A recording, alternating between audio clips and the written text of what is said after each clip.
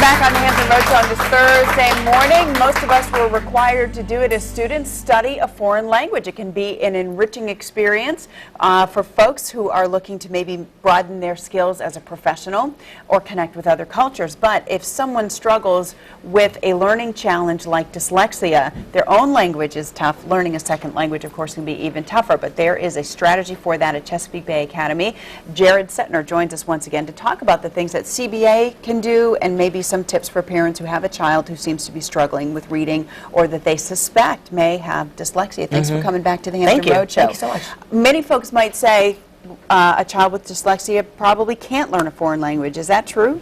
No, that's not true. Dyslexic students have a difficult time learning a foreign language basically because of their lack of phonemic awareness. Phonemic awareness is, you can think of it as the building blocks of language, how sound comes together to form words, and dyslexics usually are not so good at that, which is why if you've met a dyslexic person, chances are they're not the best speller in the world, because that's where that whole phonemic awareness comes into play. So it's more difficult for dyslexics to learn a foreign language, but it's certainly not impossible. And you know, one of the things that we covered already was that their own language, their natural language, can be a challenge.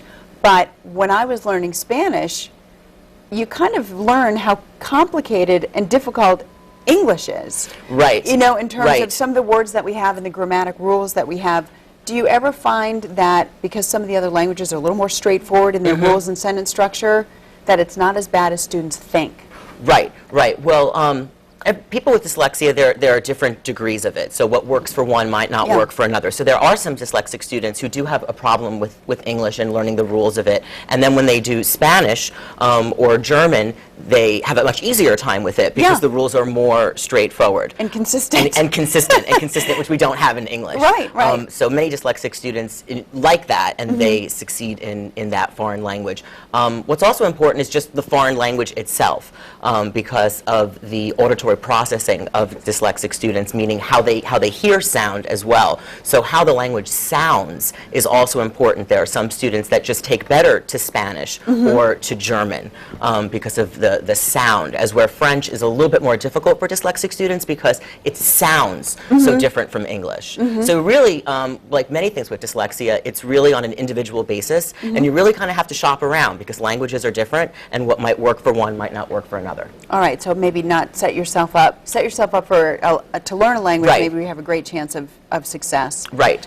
But of course, never say it's impossible. Never say it's impossible. And something else that people can think about, especially on a college level, is reading a language rather than speaking it. For example, many colleges have language requirements, but many of those requirements are just a reading proficiency. So for the dyslexic student who can memorize words as code, for example, they can read a language much easier than they can speak it. So reading a language and having that count as your foreign language requirement is definitely a possibility, and it's something to look into. And probably models a lot of what happens in business. A lot of folks are motivated to learn a second language for business purposes or professional purposes. And let's face it, a lot of communication in business now is email and texting. Exactly. Gotcha. Right. Okay. If someone at home has a child that they suspect has dyslexia, where can they go to find out for sure? Or are there any hallmark signs that you would say this is dyslexia?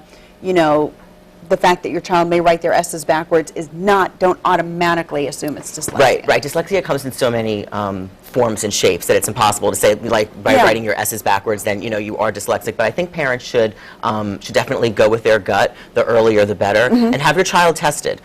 Talk to your public school system.